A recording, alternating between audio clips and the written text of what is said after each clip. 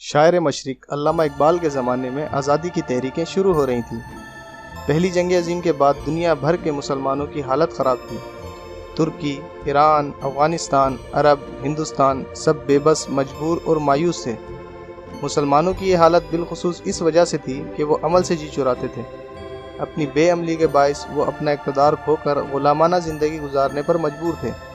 اقبال کے دل میں اسلام اور مسلمانوں کی محبت موج زن تھی۔ وہ چاہتے تھے کہ تمام مسلمان متحد ہو کر اسلام اور ملت اسلامیہ کی حفاظت پر کمر بستہ ہو جائیں۔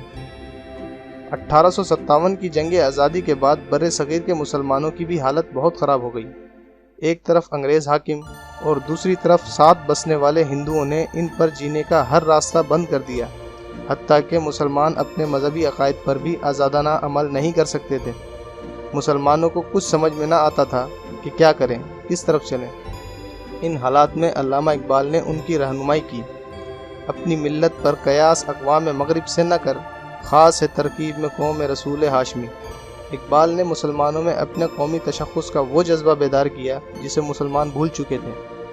علامہ اقبال کا مقصد مسلمانوں میں جداگانہ قومی تشخص بیدار کر کے ان کے لیے ایک علیحدہ وطن کا قیام تھا۔ ان کی ملی نظموں سے مسلمانوں میں آزادی کا شعور جاگ اٹھا۔ ان کا کلام صرف بر صغیر ہی نہیں، پوری دنیا کے مسلمانوں کو متاثر کرنے لگا۔ بالخصوص بر صغیر کا ہر نوجوان یہ آرزو کرنے لگا کہ وہ اقبال کے پیغام کا عملی نمونہ بن جائے اور قومی آزادی کے حصول میں پوری سرگرمی سے بڑھ چڑھ کر حصہ لے۔ اقبال چاہتے بھی یہی تھے۔ افراد کے ہاتھوں میں ہے اقوام کی تقدیر، ہر فرد ہے ملت کے مقدر کا ستارہ۔ مسلمانوں میں جداگانہ قومی تشخص کا احساس اور سرگرمی پیدا کرتے ہوئے اب انہوں نے اس ضرورت کو واضح طور پر محسوس کرانا شروع کر دیا کہ مسلمانوں کے لیے اپنے دینی عقائد، اسلامی تہذیب کی حفاظت اور اپنی آزادی قائم رکھنے کے لیے ایک آزاد خطہ زمین ضروری ہے۔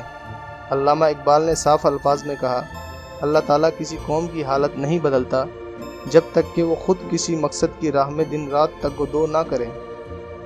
اس غرض کے لیے مخلصانہ تیاری اور مستقل پروگرام ہونا چاہیے، جو میرے خیال میں ایک حد تک سیاسی اور ایک حد تک تہذیبی ہو۔ اس سے ظاہر ہوتا ہے کہ علامہ اقبال کے ذہن میں مسلمانوں کے لیے ایک علیحدہ وطن کا تصور تھا، جس کے خد و خال ان کے اپنے ذہن میں نہ صرف موجود تھے بلکہ موقع بہ موقع وہ مسلمانوں کی اس جانب رہنمائی کرتے تھے۔ 1930 میں الہ آباد میں آل انڈیا مسلم لیگ کے اجلاس کی صدارت کے موقع پر علامہ اقبال نے ایک یادگار خطبہ دیا۔ یہ خطبہ تاریخی اہمیت کا حامل ہے کیونکہ اسی خطبے نے آگے چل کر پاکستان کے قیام کی بنیاد فراہم کی۔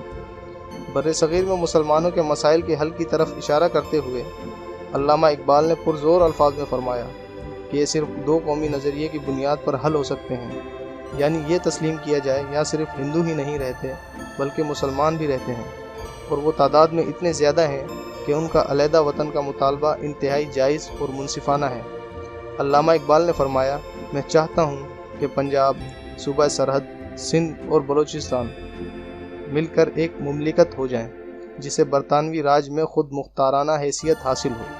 شمال مغربی ہندوستان کے مسلمانوں کا جہاں تک تعلق ہے، مجھے ان کی آخری منزل ایک متحدہ شمال مغربی مسلم مملکت کی تشکیل ہی نظر آتی ہے۔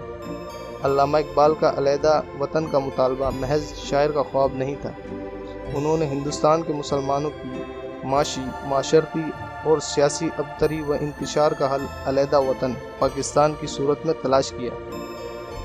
اس کے ساتھ ساتھ انہوں نے اس شخص کا انتخاب بھی کیا جو اس کام کو انجام دینے کی قابلیت رکھتا تھا، یعنی قائد اعظم محمد علی جناح۔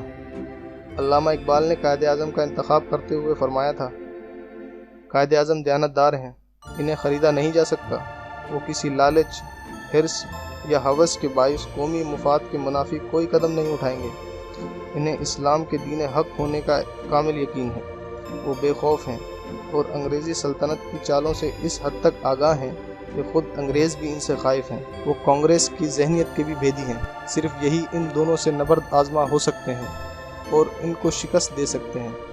علامہ اقبال کے علیحدہ وطن کا مطالبہ جلد ہی ہر ذی شعور مسلمان کا مطالبہ ہو گیا، اور پھر قائد اعظم کی بے لوث، پرعزم اور مخلصانہ قیادت نے بلا آخر شاعر مشرق علامہ اقبال کے اس تصور پاکستان کو جو کبھی شاعر کا خواب لگتا تھا حقیقت سے ہم آہنگ کر دیا۔ قائد اعظم محمد علی جناح کی سرکردگی میں مارچ 1940 میں قرارداد پاکستان منظور ہوئی اور علامہ اقبال کے تصور پر متحدہ جدوجہد کرتے ہوئے مسلمانوں نے 14 اگست 1947 کو پاکستان بنا کر ہی دم لیا۔ تاریخ میں ایسی مثالیں کم ہی ملتی ہیں کہ ایک شاعر نے قوم کی تقدیر بدلنے میں اتنا اہم کردار ادا کیا ہو۔ ان کی شاعری مسلمانوں کے لیے حیات نو اور آزادی کا پیغام ثابت ہوئی۔ علامہ اقبال کی رحلت پر قائد اعظم نے انہیں ان الفاظ میں خراج تحسین پیش کیا: میرے لیے وہ ایک رہنما تھے، دوست اور فلسفی۔ نازک ترین لمحوں میں جن سے مسلم لیگ کو گزرنا پڑا وہ چٹان کی طرح قائم رہے اور ایک لمحے کے لیے بھی متزلزل نہیں ہوئے۔ یہ علامہ اقبال کا تصور ہی تھا جو بلا آخر پاکستان کی صورت میں معرض وجود میں آ گیا۔